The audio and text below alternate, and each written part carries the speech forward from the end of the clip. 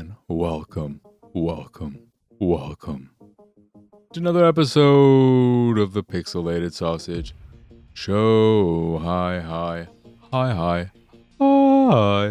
are y'all doing? Hopefully well. I am, of course, your host, Mark Krishnez, and today I've got quite a few games to talk about. A lot of small games, and there are some that I will be talking about for less than 30 seconds. One in particular I'm thinking of, which lost me immediately, but we'll get to that when we get to that. The games, though, and you could try and speculate which is the game I'm hinting at, but the games that will be talked about eventually include Everafter Falls, Willy's Wonderland, the game, Dig or Die Console Edition, Match Village, Lunar Axe, Ziggy, and Glyphs of Gitzan. So, I know what you're all saying and thinking. What are those games? I've never heard of them, except you've probably heard of Willy's Wonderland, which was the Five Nights at Freddy's like movie starring Nicolas Cage, which was very bad. Maybe it got better, but I lasted maybe 30 minutes. It was incredibly boring, way more boring than I would have expected a movie of that nature to be, especially given the trailers. It seemed like it was really going to play up the camp, and the fact that they had Nicolas Cage in this as a silent protagonist. I'm not sure if he ever speaks. So conceptually, it sounded like a good time. Nicolas Cage. You could argue that you want to hear Nicolas Cage speaking because one of the things that's fun about him is seeing him lose his shit. That's probably one of my all-time favorite YouTube videos. Not sure how old it is at this point, but the one of various clips from him in movies losing his shit. I think it's just called Nicolas Cage Loses His Shit. The music they use for that video is just perfect. The way it's edited, it's so good. If you've never seen Vampire's Kiss, a lot of clips, a good amount of clips, I'll say, from that movie are in there. There are a lot of the ones where he is sort of this businessman who is yelling at people. The clip of him going through the alphabet. You have to file according to A, B, and he just goes, I'm not going to fucking do it. But he does that thing in Vampire's Kiss. That's a very, very good bad movie. It's very, very good. I've not seen all the movies in that clip, though. Speaking of movies, though, I highly recommend YouTubing that. It's very, very good. Even if you don't really like Nicolas Cage, if you don't smile while watching that montage, something's not right with you. It's just pure joy in video form. Not the first video that of course it's not the first video I ever watched on YouTube. I'm pretty sure the first one that I ever remember making a significant impact on me, I believe it was the first video I ever favorited and probably liked to just put them together, was some small town band. I think they were an actual small town band that did a lip sync cover, I guess. I don't really want to call it that. Would you just call it a lip sync of Barbie Girl? That's the name of that song, right? Where one of the guys ends up stripping down to a Speedo or something like that, and he has a little electrical tape chest hair. Another one has a fake mustache, and I think is wearing a headband. I don't know. There's nothing special about it, so why even mention it? What am I doing here? Speaking of movies, though, I've been on just another random kick. I am not yet willing to commit to any big franchises still, even though my argument for it is then I wouldn't have to think about what to watch, because every every bowl of oatmeal is just sitting there waiting for me to figure out, well, what do I watch? Because I at least have Psych when I'm exercising. I know that's what I'm watching. I love it. It's so good. I'm about through with season 2. Not a single bad episode in the bunch. The cast is so good. The main players, the side characters, they're all great. It's just a great show. Never skip the intro. It's only 15 minutes. Yeah, it's a 15-minute intro. No, it's 15 to 30 seconds. But there's something I find so comforting about hearing the Psych song and seeing Sean do his little twitches to signal, oh, I'm getting some kind of psychic reading. His little physical manifestations of his quote-unquote gift. I love that show. It's so good. I would put it into the small section of perfect TV shows. I adore it. Probably my favorite comedy. I'm trying to think of what comedy would top it, and I can't think of anything. I love Keen Eddie, but Keen Eddie was on for 13 episodes. I think they filmed 13 or so episodes, but they aired 6 or 8. But I don't think it's fair to compare a show that's so short to one that went on for so long. And I also think Psych's better. But then there are dramas I like, and dramas that have comedic elements like Deadwood, Justified, not to show how much of a crush I have on Timothy Olyphant. I love him. One of the best episodes of Mandalorian. I wish they'd handle that character differently, and then we could have gotten a little sideshow just with that town and Timothy Olyphant. Basically, just give me Deadwood, but in Star Wars, starring Timothy Olyphant. Then you can find a way to bring in Ian McShane so he can bring or introduce the word cocksucker to the Star Wars universe, because that's what we need. What would be, this is a question for Jedi, is there,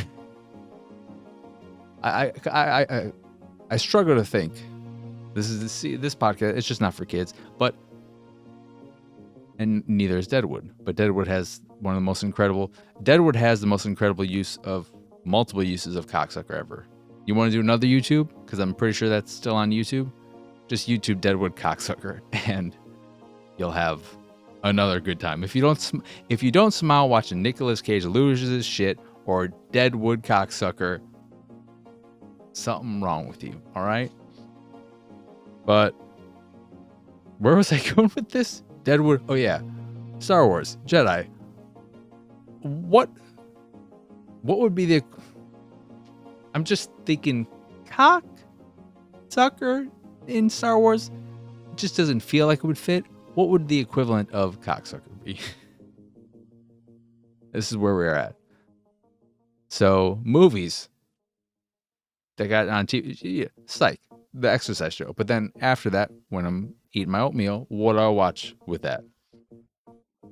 And I still haven't fallen into any. I haven't made any kind of game plan. So it's always just spur of the moment. All right.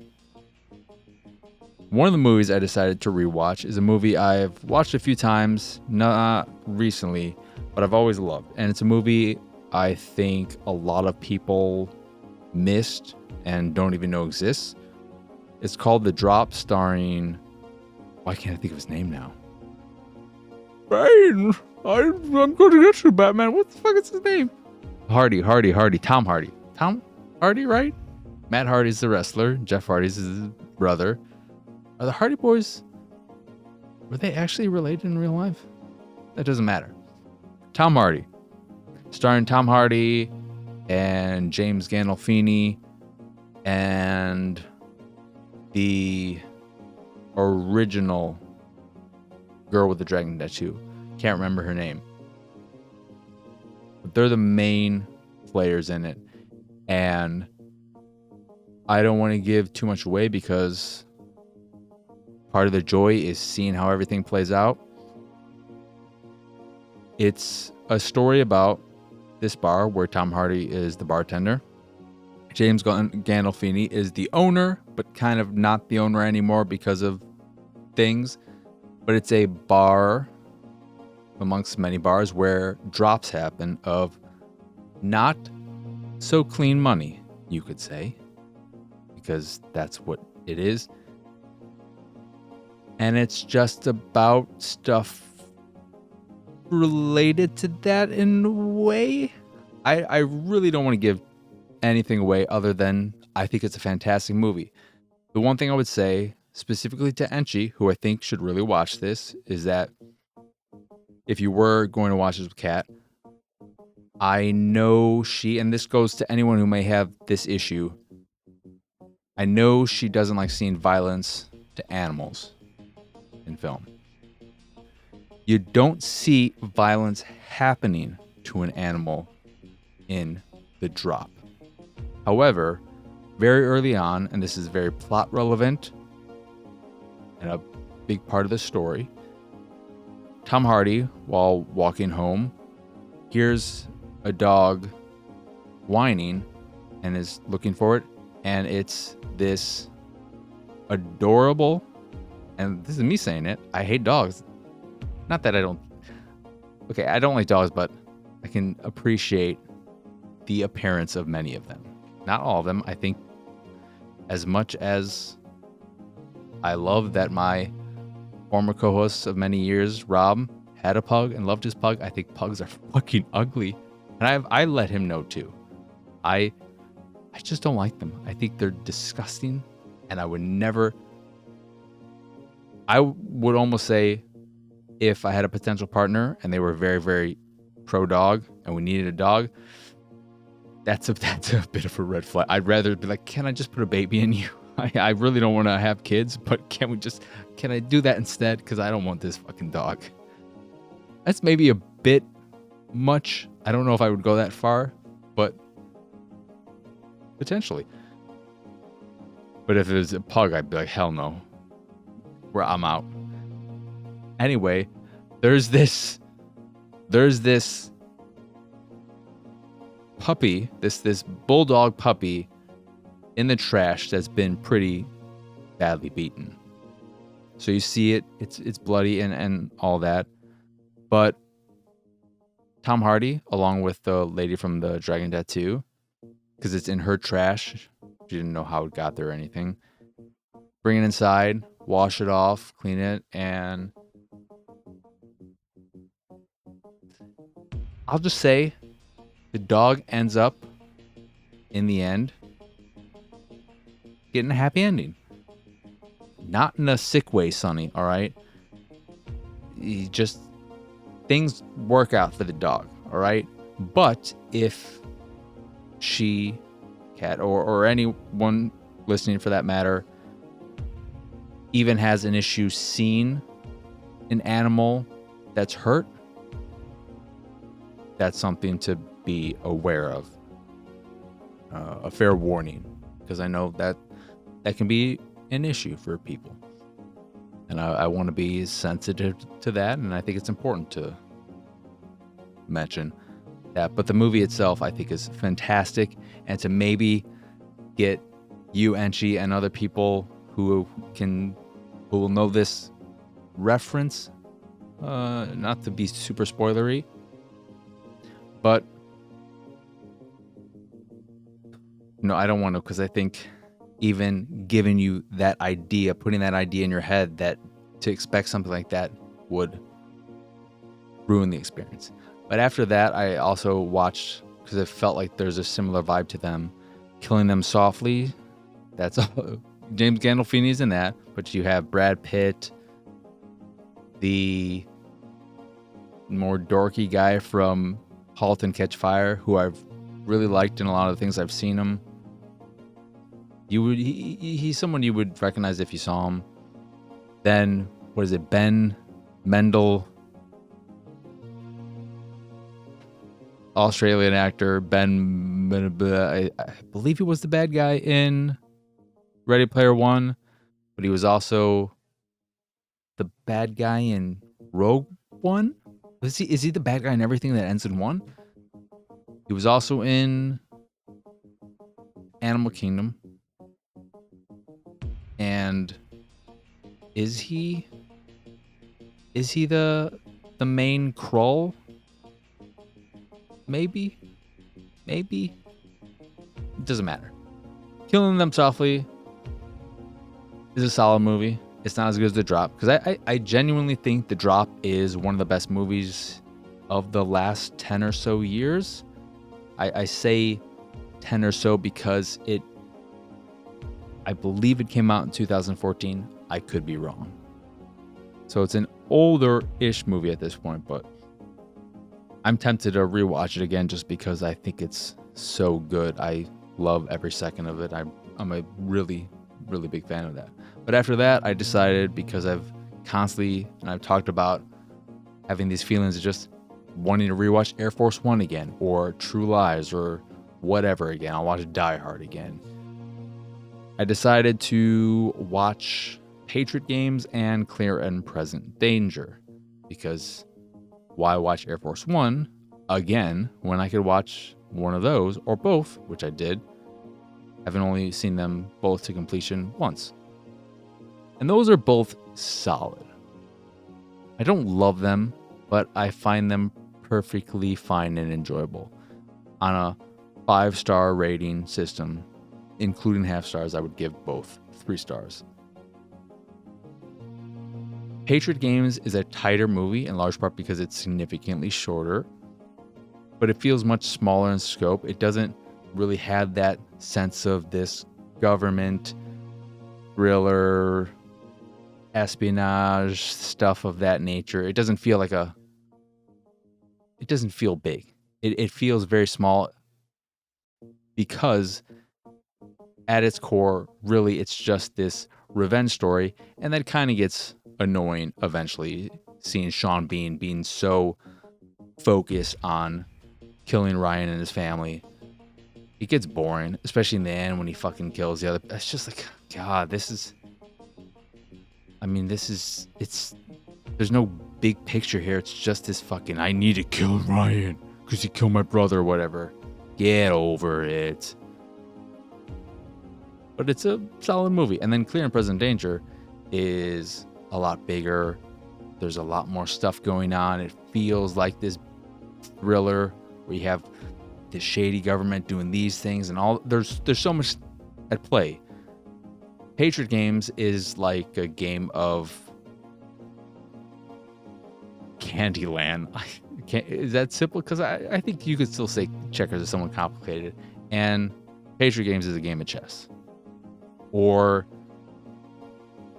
Patriot or Clear and Present Danger is chess. Or Patriot Games is Connect Four, it's tic-tac-toe, and Clear and Present Danger is Twilight Struggle, whatever the hell that game is called.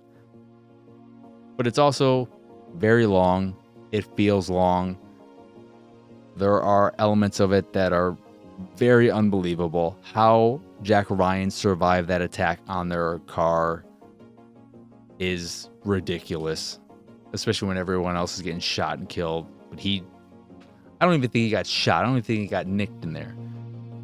I think it is both ridiculous that he survives, and it's pathetic that the people attacking didn't just kill everyone right away with the firepower they had. There's also some really egregious and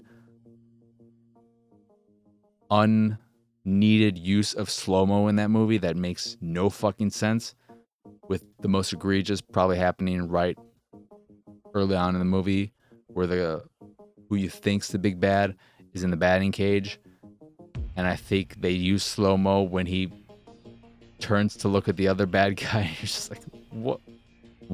Why? What are you emphasizing here? What is this? If they cut out the slow-mo, it would be like maybe a minute shorter. Not even. But it would have helped. They're solid movies. And then my most recent watch was BlacKkKlansman, which I really, really, really like. Some weird editing choices there, but overall, I really like that movie. The only Spike Lee joint I'd smoke. But that's enough about that. How much time have we? 20 minutes. 20 minutes of I don't even know.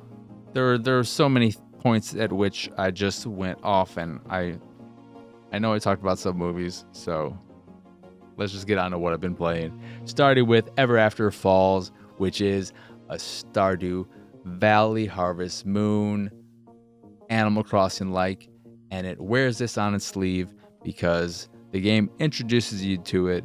And it's mostly Stardew Valley like in terms of its presentation, over the top view, very, very simple art, very, very kid friendly, feels kind of browser based visually, thick outlines for characters and everything, pretty much. A lot of simple shading.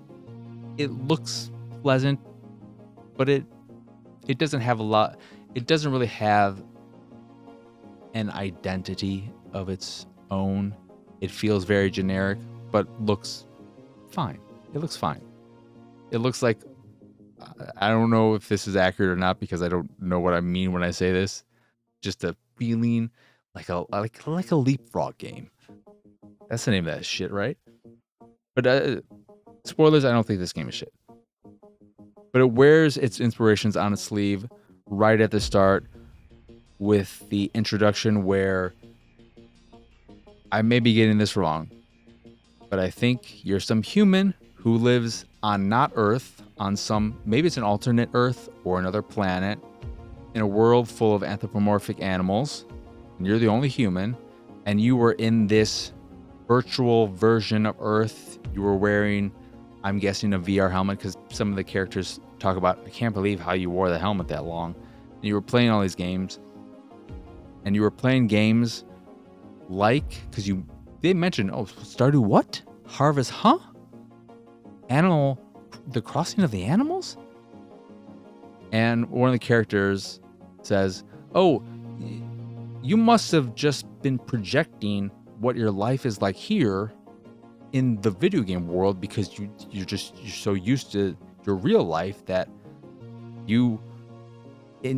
either you fucking made these games yourself or you inspired them to be made or whatever. It made it seem like, we know that you think this game is just like all those other ones. It's just an imitation of those other games, but really, we're the inspiration for those games because those games are on Earth. This isn't Earth. This is its own thing, and it's just a kind of funny, cheeky nod at the obvious inspirations of this game, because it does take kind of a mixture of various elements of those games. Also, tangent, I'm recording this, I think, I'm two minutes away from the Nintendo Direct starting, so if you're wondering why aren't they even mentioning it, it's because I'll watch it after I actually record this.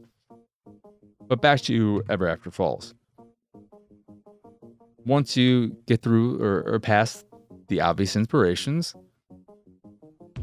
it's pretty solid. It's fully featured, which is not what I always see when I play games of this nature. But it does have this kind of weird imbalance of looking very kid-friendly, but then being somewhat obtuse. It just throws you into this world. You'll get quests every now and again, but a lot of quests happen organically too, from just going around this environment, exploring it, and talking to people who will then, during a conversation, mention this or that and ask you to do something, and then you do that, and you get to learn more of these people. And it's very expected in that you have no shovel, because one of the unique elements is that you have a pet, and the pet will dig the dirt for you. They'll till the soil, they'll water for you, so you don't have to worry about any of that. You don't have to go and refill your watering cans, stuff of that nature.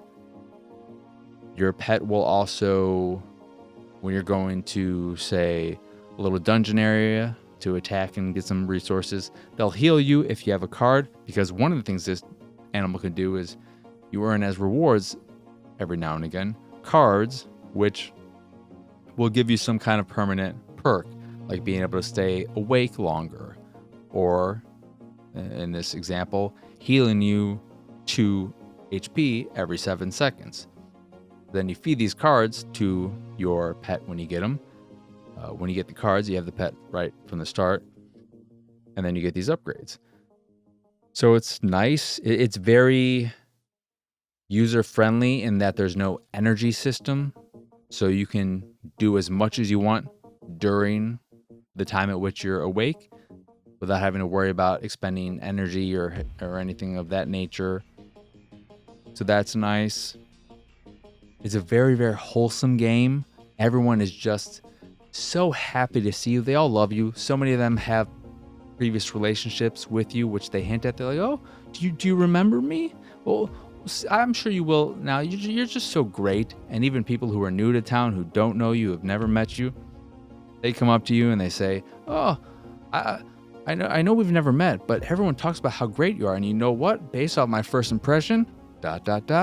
you're pretty great. I think you're great. And great is in swirling rainbow colors. It's just the most fucking positive thing in the world. They might have shit to say about other people in town, but they never have anything bad to say about you. So if you want a game that is very reaffirming and is just saying, "Oh, you're so great," and you don't want to deal with other humans and dealing with those kind of interactions and worrying about romance or any shit, because sorry, unless that comes at a later point, you can't fuck any of these animals.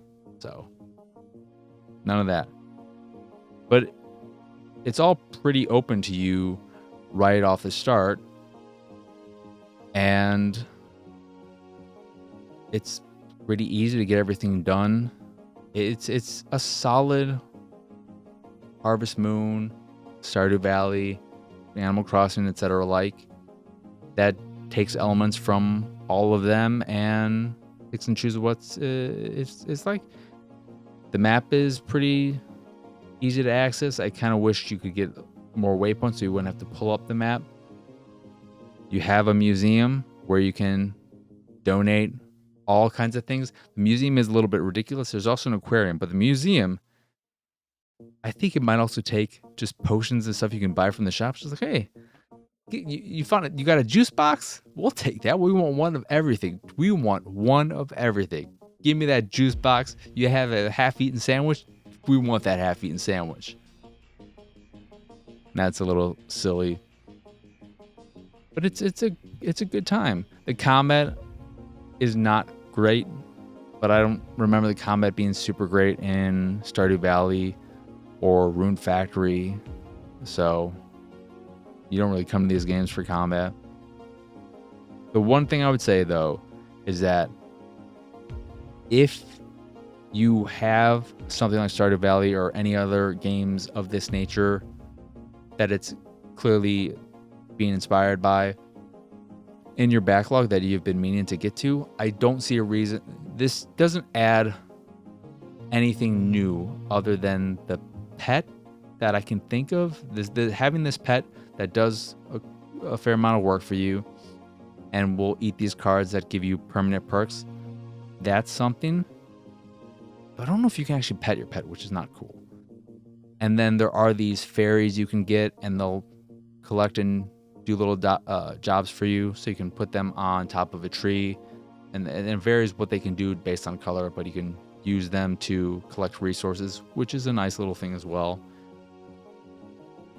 But if you still have these other games to play, if you've been meaning to play Stardew Valley, I can't recommend this over that, or over a Harvest Moon or Rune Factory or Animal Crossing. While it does give you various things from all of them, so if you look at all those games and you think, I want this, I want the animal townsfolk and the more positive vibe of Animal Crossing, but I don't want to deal with a real-time clock, and I want it to feel more like Stardew Valley, but I don't want the drama and the romance and all that stuff of Stardew Valley, and I don't like its 16-bit aesthetic. Is that what Stardew Valley is? And I want something that's a little bit more simple.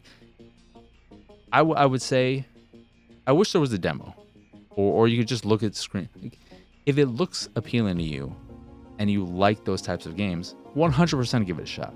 I'm having a good time with it, but I can't see myself getting super invested in it because I still have Stardew Valley that I played a lot of, but I never finished, and it's been updated to hell since the last time I played, so I'd rather go play that first. I'm not against coming back to this, and there's also part of me that kind of wants to go back to Animal Crossing now that I feel like with the change to how I do attack the backlog, maybe that'll work better for me.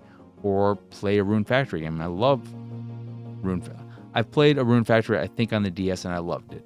Haven't played one since. I wouldn't mind playing a new one. So there's just a lot of strings pulling me in different directions. And while, like I said, this is good. This is good. Everafter Falls is good, and I like it. And I think if you're looking for a game like the ones mentioned multiple times, and you've exhausted your time in all of those, and you want something new, I think you'll have a good time. I think you'll have a good time because it's very pleasant and wholesome. And one of the nice things too about it I like is that it does feel a lot organic in how everything plays out. It doesn't hold your hand and slowly dole things out in the way an Animal Crossing does, which is nice. There are some elements or ways in which it could be annoying to some where they want more of an explanation because you may need something and you're not sure how to get it, but you just have to look through the menus and find out, okay, to get this item, I need this machine so that I can make this, and then I can make this machine that'll allow me to get this. So there's some learning in that way, but nothing too challenging. But again, that is Everafter Falls, and I like it. I can't say that about the next game, Willy's Wonderland, the game. This is a side-scrolling beat 'em up, and I was really hoping it would be better than the movie. It probably is still better than the movie, maybe, but it is a very bad beat 'em up. I got to the final boss, tried it a few times, died on that, and I was just like, I don't want to. This is a miserable time. The action feels awful. It looks awful. It's just bad, and I was hoping that this would be some kind of pleasant surprise, because why make a game about this movie that maybe it has some kind of cult following? It must have something to get at least, well, getting a 4K UHD from Shout, which is who I think put it out. Not to rhyme there. That doesn't really mean anything. Shout will just put anything out. And they'll overprice for everything now. And not put things on sale enough. They don't have enough sales. But it just seems weird to put out a game based on that movie now. And you're not playing as Nicolas Cage. If you were at least playing as Nicolas Cage, and I mean, I guess since the character doesn't speak, you wouldn't have any. But if you had him look, it's just some random janitors. It's without Nicolas Cage, Willy's Wonderland is nothing. It is nothing. So making a game based on a movie that is pretty much only a cult thing, and the only reason why anyone remembers it, if they do, is because of Nicolas Cage. It's just it's not good. It was a miserable experience. It felt very cheap in the way the enemies behave.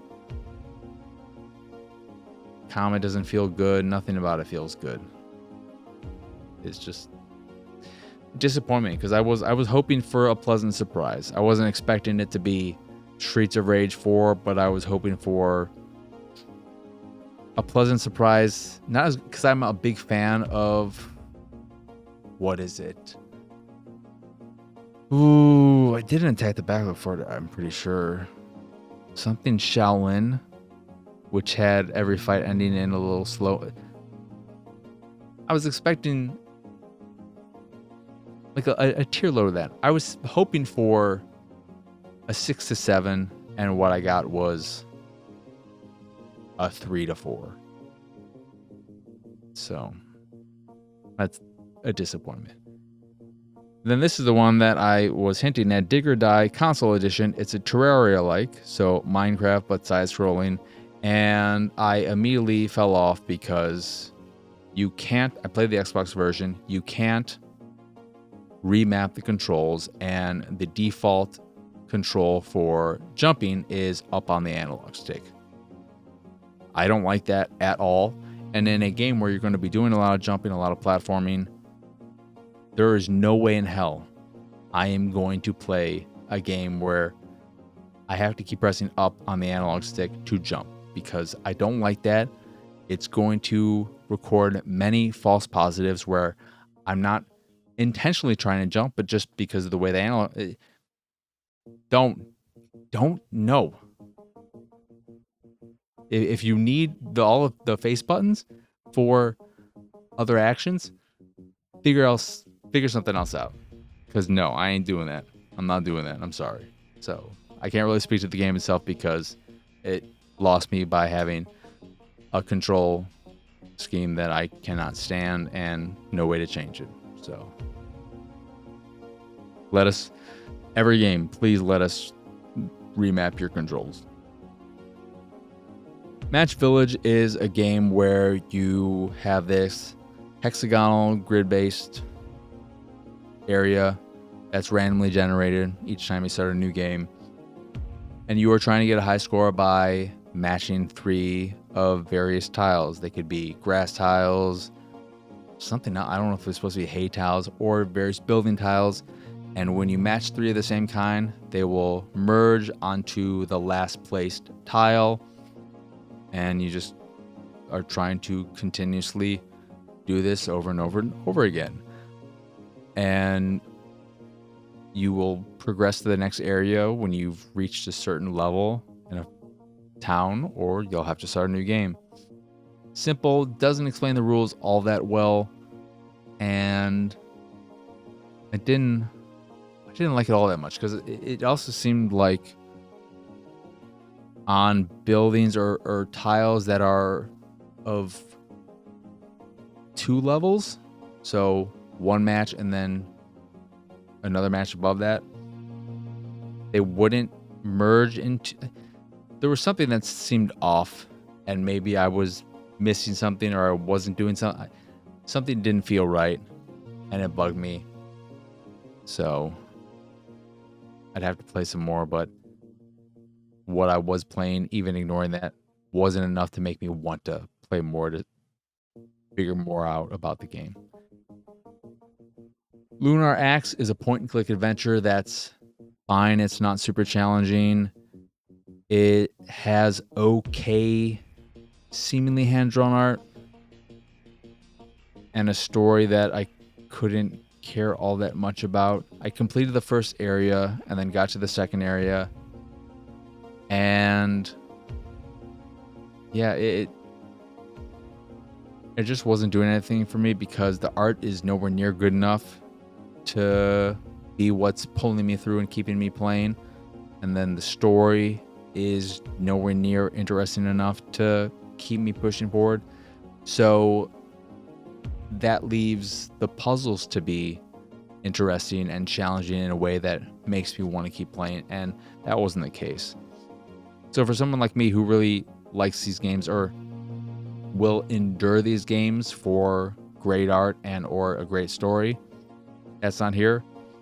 And then I think people who like point-and-click adventure games specifically for the puzzles,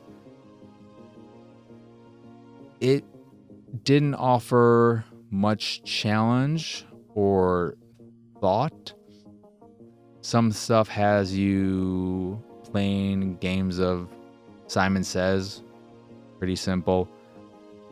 And then one thing that might annoy some people is that there are, like in any game of this nature, you'll pick up various items, put them in your bag, and then you can use them later for specific tasks that you need them for. In many games like this, you're able to combine items together. Yes? Okay, we agree. This game will put a little plus onto an object that you can combine with another object. And if it doesn't have a plus, you won't be able to combine it with something. You'll use it as it is eventually. That seems like it's going to, or seems like it would really bother certain puzzle fanatics who don't want their hand held. And I don't believe there was an option to turn this off. And it wouldn't make sense to turn it off because the game feels very linear in that you'll only be able to get enough objects to get to the next area, which will then give you a new object that allows you to get to the next area, and so on and so forth. So it's not a lot of going around collecting objects and then trying to figure out what do you use in what situation. Another way in which I think the people who play these for the puzzles will be disappointed. So it's fine. It does what it's trying to do, but it doesn't do anything particularly interesting. And Ziggy is a pretty solid platformer I enjoyed my time with.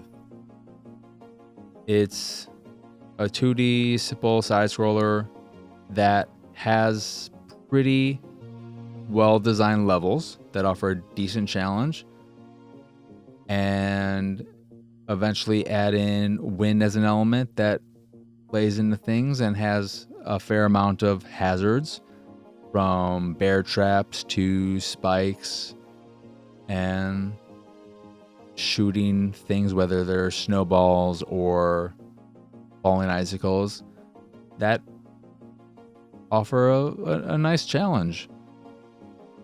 The one thing that I didn't really love, and it has a very floaty jump, but it works in the setup of the game. The one thing I didn't like, though, is that you have a dash. The dash doesn't, it has this little tiny, very hard to see lightning trail that shows you, okay, this is the distance you dashed, but it's not so visually apparent that it more so feels like you were here and then you're here. And that instant teleportation feeling is a bit jarring. Don't really like it. But overall, I thought it felt pretty good. Again, I think where the game excels is in its level design, and that it offers a decent challenge without feeling cheap, which I appreciate. And in a lot of the levels, if not all of them, you'll have a handful of checkpoints, one or two typically, depending on the severity of the level in terms of how much stuff you have to do. And there's an achievement for going through a level that has checkpoints without activating any of them. So decent little platformer. And then last, we have Glyphs of Gitzan, which is a game where you are, from a top-down perspective, pushing these glyphs, these columns, onto certain spaces. You have these spaces on the ground that you have to activate by putting these glyphs into certain spots based on the shape that is on them that will signify what kind of shape of light they will produce. So they might have an L or a plus or a line, and that'll say that, okay, if you put this on a corner, it'll light up the top row and the side, the one side, and so on and so forth. It's okay, but eventually it adds an element where some glyphs will not be activated, so you have to push them onto a designated space to activate them, so they'll be powered on and then they'll be able to light up spaces. This does nothing but add a layer of tedium to levels. And there are some levels where you have to activate every single one of these glyphs, these columns. I would love to know the reasoning behind adding this to the game, because what it does is makes the game go from a fine little puzzle thing that's not super hard, because it's not like there are a lot of options for where these pieces can go, so it's not super challenging. So maybe that was a reason, because they couldn't think of more creative puzzles, so they decided to make them more complicated by just making them more tedious. Having to activate them is just the most annoying shit in the world, because it just essentially makes levels go on twice as long for no reason other than to make them longer. So as soon as those started becoming more prevalent and in every level, I just fucking said, I'm good. There are also little spike traps that you can fall on and die, and you have to restart a level, but having it doesn't make any sense to me. So that was a disappointment. But yeah, that is it.